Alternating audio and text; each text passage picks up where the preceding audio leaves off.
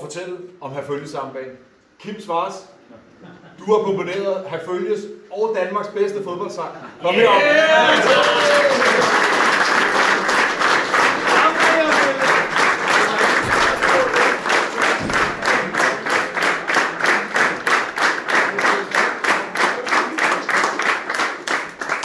Hej Kim. Du skal lige sætte nogle ord på den her stemning. Den var du også en del af. Du var også en del af omklædningsrummet. Du var også med i byen og give den lidt gas. Og du lavede jo simpelthen soundtracket til Herfølges optursår, nemlig Herfølges sammenbane. Til daglig er jeg blot en helt almindelig mand. Jeg passer mine pligter så godt jeg kan. Ikke? Ja, det er sgu rigtigt. Hvordan kom den i stand? Det gjorde den ved, at den gode Martin Juhl fra RGS 90 og bestyrelsen dengang ligesom kaldte mig ind til som noget event, indpisker mand, og siger, vi skal lave noget sjovt og sådan noget. Og så siger han, jeg er jo bedst til at synge og spille og lave musik, og så skal vi have lavet en sang.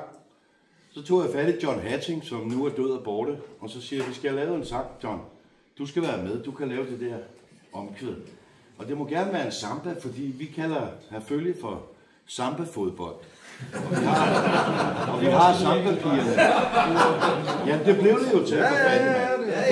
Og jeg kan huske, at Flemming Østergaard, Don Ø og OB's direktør Bak, eller hvad fanden hed dengang. Lykke Jacobsen. Ja, Lykke kom her. Han stod hernede, da vi havde lavet den her følgesamba. Pigerne kom ind fra ungdomsafdelingen og stod i spalier for spillerne.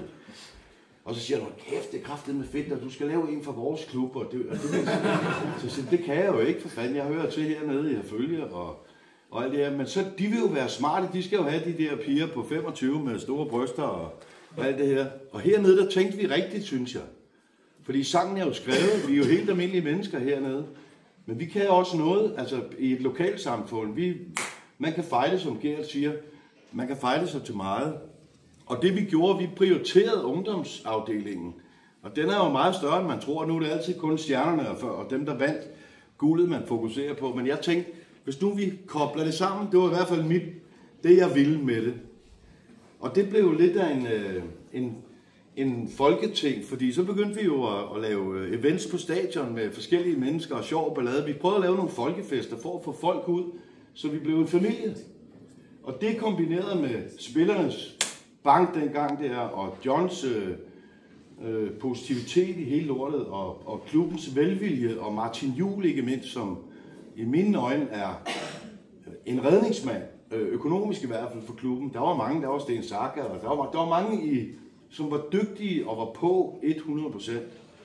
Og så spurgte nu ved jeg ikke, hvorfor jeg kommer ind på det, men det er følelser, for jeg har sgu også følelser for den klub her.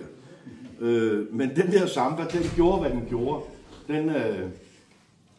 Det var jo ikke et smart hit på nogen måde. Det var et bunderøvshit. Og det synes jeg passer godt til klub. Altså, så grunden til at jeg lavede den var egentlig bare fordi jeg blev bedt og spurgt om det. Så. Og den svinger jo godt. Og det er en evergreen, der holder den dag, da vi skal høre den lige om lidt. Men inden vi skal det, så skal jeg lige høre dig om et af de bedste mål, der er scoret på det her stadion. Du står med en mikrofon i den ene hånd. Og synger den her Herfølge sammenbane. Det er synd, de var ude i omklædningsrummet. Ja, i pausen på et fyldt stadion, vi møder Brøndby, tror jeg. Og du går og synger den her sang, og vi holder pause, og så videre, og så ligger der en bold foran. Take it away, Kim. Hvad gør du derfra? Og du må godt smøre tyk på, for jeg var der selv. Ja, men jeg går ind i midtercirklen deroppe, og der er, som du siger, pænt med mennesker, og så går der en bolddreng ude ved det år, hvor man sidder med spillerne der. Ja. Og så er der solo i den der sang. Altså, jeg går bare og laver singback, synger live til musikken, og så er der en solo.